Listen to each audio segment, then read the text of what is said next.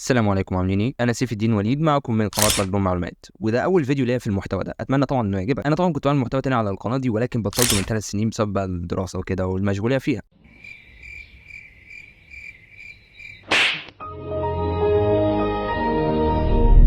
اتمنى طبعا الفيديو ده يعجبك ومشاهده سعيده. انا مش طالع عليك اكيد يعني، بس اوعى تنسى اللايك لو الفيديو عجبك، واكيد هتبسط طبعا لو اشتركت عندي.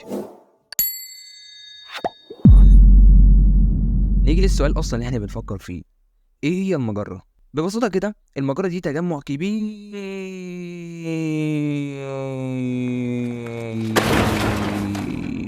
ضغطت عليك صح؟ اسف. كمل بقى. المجره دي تجمع كبير هائل، يعني كبير يعني في مليارات بقى. اكتب وراها صاحب المليارات من ايه.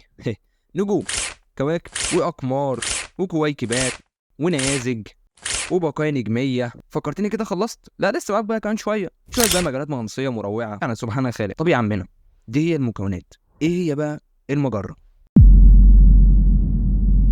المجرة دي مشتقة من مجر، ومجر ده الجذر اللغوي بتاعها ومعناها كثير الدهب. طب هل كل المجرات زي بعضها؟ الإجابة قطعا لا. بيقول لك أحجام المجرات وكمان أعداد النجوم بيتراوح حجمها من بضعة آلاف في المجرات القزمة، والقزمة ده تعبير على إنها صغيرة، يعني ل 100 تريليون نجم في المجرات العملاقة. طبعا دي أرقام مهولة ومرعبة إن عقلك يتخيلها. عندك مثلا أكبر مجرة تم اكتشافها في الكون، وهي ألسيونيوس.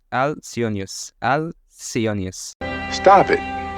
Get some help. وطبعا دي اصلا ترجمتها لاتيني يعني مش انجليزي، فاتمنى ان انا اكون نطقتها صح معاك يعني، ومعاك الاثباتات في الشاشه. تخيل بقى المجره الكبيره دي حجمها 153 مره من حجم مجرتنا. اوه ماي جاد، واو. واللي لسه اصلا اقول لك عليها كمان شويه، فاذكر ربنا بقى واحمده كده. ايه الدنيا يعني مش مستاهله.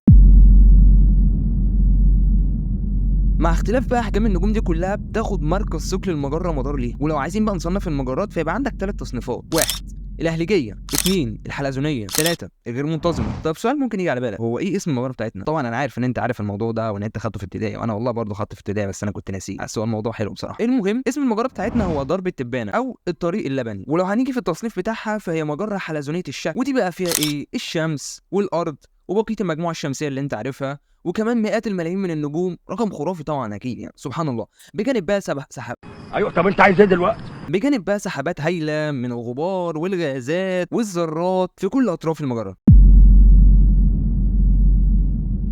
بيقول لك بقى في اعتقاد ان كثير من المجرات دي فيها ثقب اسود في النواه النشطه بتاعتها، وضرب الدبانه هي خير مثال على الاعتقاد ده، واللي هي يعني مجرتنا. ايه هو طب الثقب اللي موجود في درب الدبانه؟ بيسموه الرامي ايه. والرامي ايه ده بقى كتلته اكبر من كتله الشمس 4 مليون مره. طبعا ده حجم كبير جدا، وانت عارف الشمس اصلا كتلتها عامله ازاي، فبقول لك ده 4 مليون مره لك انت تتخيل. طب سؤال كمان، هل الكون هو المجره؟ الاجابه اكيد لا. الكون ده حاجه ضخمه جدا، كلوزر يعني في كل ما تتخيله واللي مش تتخيله من مجرات، نجوم، كواكب، الحياه، كل بقى الغازات والاخبره والضوء حتى الوقت. فالكون ده حاجه لا يمكن تصورها. يعني عندك مثلا مجره درب الدبانه اللي احنا فيها دي مجره من 100 مليار مجره على الاقل، يعني احتمال كبير يبقى فيه اكتر، والله اعلم عنه. وده وضح حاجه مهمه جدا وهي عظمه ربنا في خلق هذا الكون.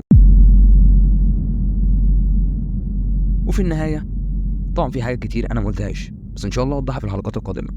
واتمنى تكون حلقه خفيفه عليكم، واعذرنا على اي خطا انت شايفه، بس زي ما قلت لك ان ده اول فيديو في المحتوى ده، وانا اللي عامل اصلا كل حاجه فيه من غير تيم، من غير مساعده من اي حد.